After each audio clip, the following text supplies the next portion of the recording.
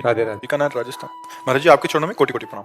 महाराज जी मैं एक मनोरोग चिकित्सक हूँ। किसी भी रोगी की मानसिक पीड़ा कम करने के लिए मेरे मन में क्या भाव होने चाहिए और भगवत भाव किस तरह किसी रोगी की मानसिक पीड़ा को दूर कर सकता है? हाँ, बात ये समझनी कि उसकी जो मानसिकता है वो ऊर्ध्वगति रहित हो चुकी है, मतलब अच्छे विचार और उत्तम विचार रहित हो चुकी है और वो पतन की तरफ ही जाएगी। उसका मूल अध्यात्म में कारण है पाप क्रियाएं, व्यर्थ चिंतन, ओवर थिंकिंग, बहुत सोचना और भगवत रहित सोचना, सत्य रहित सोचना। तो असत प्रपंच उसको एकदम डाउन करता चला जाता है। और दूसरा इसमें कारण है ब्रह्मचर्यहीनता। ब्रह्मचर्यहीन होने पर उसकी स्मृति शक्ति डाउन होती चली जाती है, उसकी सोच जो है वो पतित होती चली जाती है, क्योंकि भोगों का चिंतन, भोग क्रियाएं, तो ये पतित है ना, तो पतित चिंतन होता चला जाता है। अब अगर उसके चिंतन को बल मिले, शीतलता मिले, शांति मिले, आनंद मिले, तो अभी पलट जाए।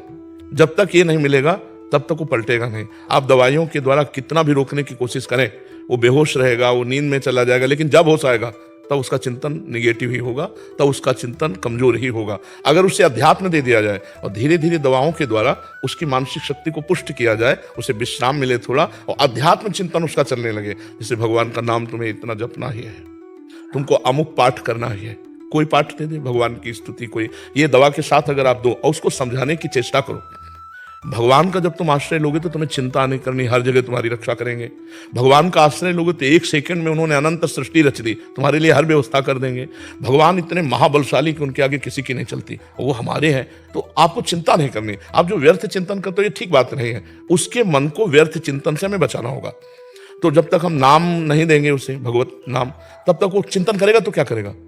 आप दवा दे दिए, इसके बाद वो चिंतन क्या करेगा? तो उसका चिंतन बन, तुम रामायण देखो, आधा घंटे रामायण देखो, आधा घंटे महाभारत देखो, क्योंकि पहले वो बिल्कुल संसारिकता से थोड़ा अध्यात्म की तरफ तो झुके। और उसे कह दो गीता जी पढ़ो, गीता विचार करो, तो शायद वो ना कर पाए। तुम आधा घंटे सत्संग सुनो, आधा घंटे नाम कीर्तन करो, उसे लगाओ। अब जैसे हमारी बात बाहर से मान लिए, तो कितने ऐसे हैं जिनको आध्यात्मिक लाभ मिल रहा है, हमारी बात ना मानो तो हमारे पास रहो, तुम्हें लाभ नहीं मिलेगा। बात मानना, तो आप उसे किसी तरह अध्यात्म से जोड़िए, नाम से जोड़िए, राम नाम, कृष्ण नाम, हरि नाम, राधा नाम, नाम जपने लगे सो बस मंगल हो जाएगा, आप देख लीजिएगा। महाराज जी ओवर थिंकिंग में अभी हम एक जने से बात कर रहे थे, उसको भी यही वो था, तो भय का बहुत वो रहता है महाराज जी, हर चीज का भय। वो मतलब बार बार कह रहा था मुझे डर लगता है, ये दवाई से डर लग रहा है। देखो, अपने द्वारा कुछ ऐसे पाप हो जाते हैं जिनको हम प्रकट नहीं करते, जिनका कोई दंड नहीं मिलता, वो बुद्धि पर, बुरी दशा आने के पहले बुद्धि बदली जाती है, समझ रहे हो ना?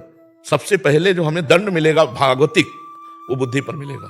कैसा लोग, कैसा लोग। अब वो ऐसा भयभीत होने लगा कि बिना कारण के भी भयभीत हो रहा है, वो काल्पनिक भय पैदा करके भयभीत होता चला जाता है और उसकी मानसिकता बिगड़ती चली जाती है। और उसको कोई प्यार देने वाला, कोई समझाने वाला अगर उसको समझाने की भी चेष्टा करे तो नहीं समझेगा। उसके लिए एक ही दवा है, नाम, विश्वास मान लीजिए।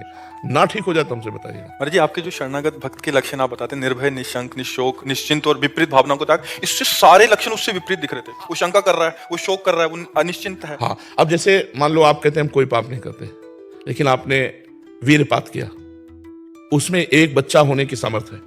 अगर वही गर्भाशय में पहुंच जाता तो बच्चा होता ना, तो एक बच्चा की हत्या हुई ना, लाखों पाप हो रहे हैं, लाखों अपराध बन रहे हैं, ये सब करेंगे क्या? ये करेंगे क्या? तुम्हारी बुद्धि को भ्रष्ट कर देंगे। इसको खिलवाड़ समझते हो? जो हमारे ऋषि मुनियों ने शास्त्रों में लिखा है कि 20-22 वर्ष तक ब्रह्मचर्य रहो, इसके बाद पाणी ग्रहण संस्कार करो, गृहस्थी में जाकर संतान उत्पत्ति करो, धर्म पूर्वक चलो, अपने पति को भगवान मानो, अपनी पत्नी को भगवान मानो, दोनों प्रेम से रहो, एक पति व्रत, एक पत्नी व्रत। ये सब क्यों कहा गया है? पाप आचरण, मनोरंजन, तो भी भोगो, कुछ दिन बाद मनोरंजन का फल अपने आप आ जाएगा कि आपका दिमाग ही आपको दंड देने लगेगा।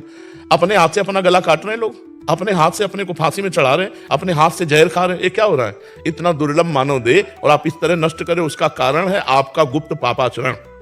पापाचरण होने के कारण हमारी बुद्धि शुद्ध नहीं हो पाती। अगर शुद्ध बुद्धि हो तो मानो जैसे हम फेल हो गए, तो पहली बात तो शुद्ध बुद्धि होने पर फेल होगा ही नहीं, क्योंकि अपने चैप्टर को बहुत अच्छी तरह पढ़ेगा और वो डिस्टर्ब है पहले ही, बॉयफ्रेंड, गर्लफ्रेंड, व्यसन, ये वो कई ऐसी बातें होती है जिनका लौकिक चिंतन करते करते वो और उतने में हो गया फेल। अब सोचा घर वाले डांटेंगे और मेरी स्थिति क्या, इससे तो ऐसे कई हैं, किसान हैं, विद्यार्थी हैं, खिलाड़ी हैं, बहुत से लोग ऐसे हैं, व्यापारी हैं, जो अपने को असमर्थ, असहाय, असफल समझ करके और ऐसा नहीं करना चाहिए। ये नहीं करना चाहिए और ये तभी रुकेगा जब बुद्धि शुद्ध होगी। तभी तो देखो सबको प्रातःकाल उठने की आज्ञा हमारे ऋषियों को है, सबको अर्घ देने की, चाहे जिस कुल का हो, चाहे सबको सूर्य भगवान का आदर करने की और सबको नाम जप करने की, अपने यथायोग्य अधिकारानुसार मंत्र जप करने की।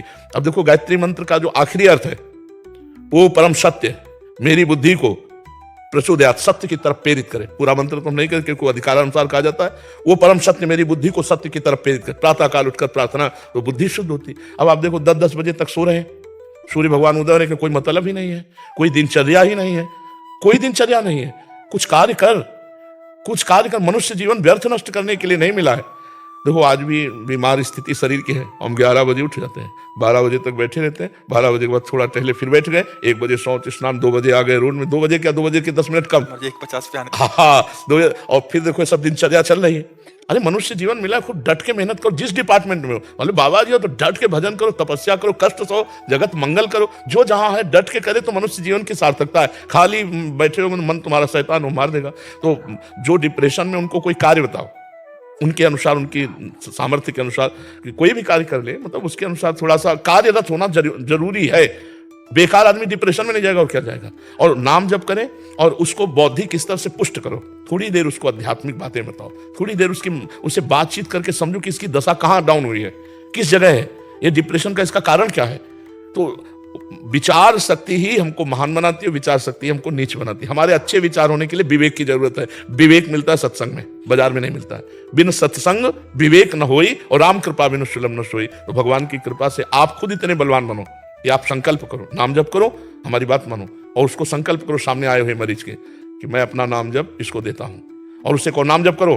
तो तुम्हारा जो नाम जप, मान लो 1000 नाम जप दिया, तो वो दान करने का तुम्हें 10,000 नाम का फल मिलेगा। समझ रहे हो, मैं अपना 1000 नाम कैसे तो 1000 दिए तो पलट का 10,000 आपका फायदा जो होगा ना, वो 10,000 नाम का फायदा होगा और उस जीव का उत्थान होने लगेगा।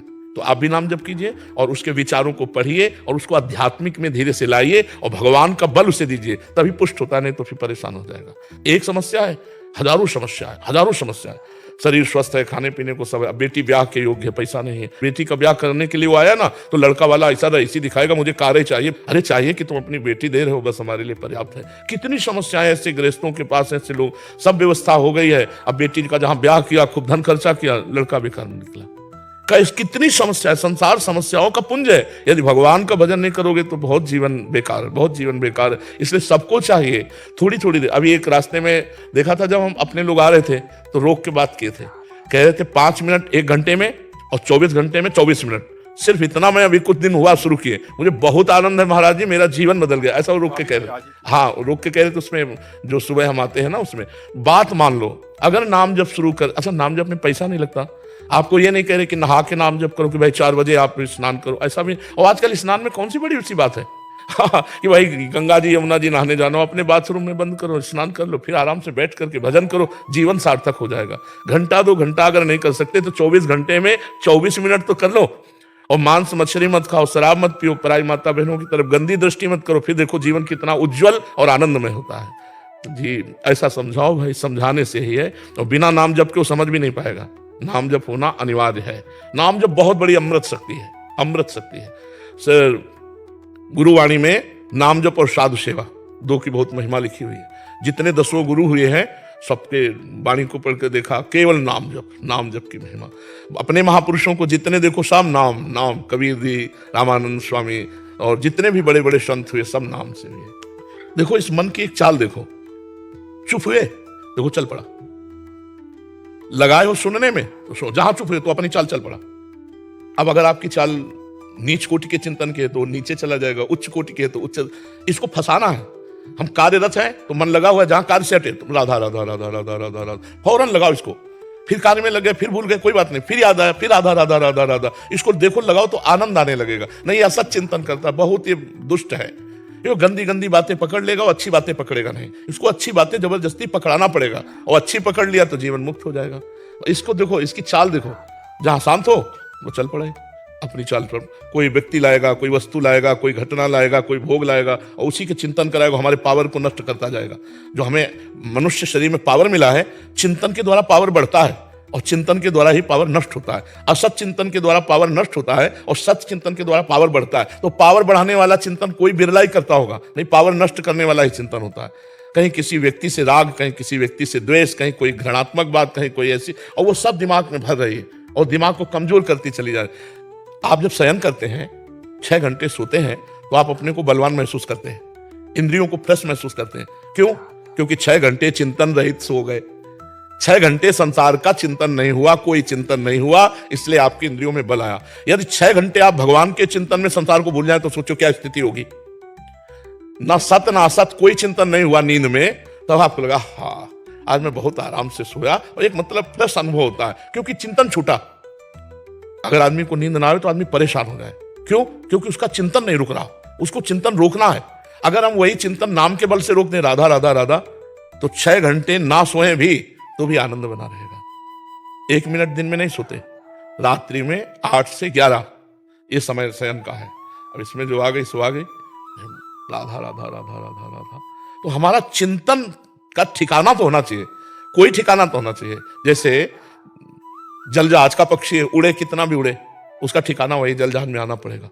ऐसे ही हमारा मन कितना भागे, एक ठिकाना तो होना चाहिए। अब आपके मन का ठिकाना ही नहीं है, वो सोचता ही चला जा रहा है, तो आप परेशान नहीं हो जाएंगे। एक ठिकाना रखो, राम नाम, कृष्ण नाम, राधा नाम, राधा राधा राधा, उड़ा मन, गया संसार में, संकल्प फिर आया राधा राधा राधा, फिर उड़ा, आप बच जाओगे। नहीं, उस संसार का चिंतन करते करते आपकी शक्ति क्षीण होती चली जाएगी और आप पतित हो जाएंगे। आप देखो, जो ठीक से चलते हैं उनका अलग जीवन होगा, जो पतित चलते हैं वो थोड़े दिन के लिए आपको प्रकाशित दिखाई देंगे, लेकिन बहुत बुरा फ्यूज होंगे, बहुत बुरा वो पतित होंगे। गंदे आचरण करने वाला कभी उन्नतिशील नहीं हो सकता, चाहे जितना बड़ा धनी दिखाई दे। खोखला होता है अंदर से, जैसे लकड़ी है ना, घुन लग जाए तो अंदर से खोखला कर देती है, बाहर से अच्छा दिखाई देता है, अंदर से खोखला होता है। धर्मात्मा पुरुष बाहर से भले कम पैसे वाला दिखाई दे, बाहर से वो अच्छा ना दिखाई दे, लेकिन एक दिन वो चमकेगा। और जो अधर्म वाला होता है, बाहर से भले चमक रहा है, वो एक दिन फ्यूज होगा, पक्का समझ लीजिए। अधर्म आचरण नष्ट कर देता है। तो हमें लगता है कि हमारे मन को एक ठिकाना चाहिए, वो है ठिकाना भगवान का नाम। बस नाम में लगवा दो कि ये औषधि है और ये परम औषधि है। राधा राधा राधा बोलो, 10 मिनट बोलो, 20 मिनट बोलो, फिर धीरे धीरे ठीक हो जाओगे। Like, share and subscribe to my YouTube channel Nikunj Gopi for more videos, और साथ ही कमेंट सेक्शन पे राधे राधे लिखना ना भूलें। जय श्री राधे।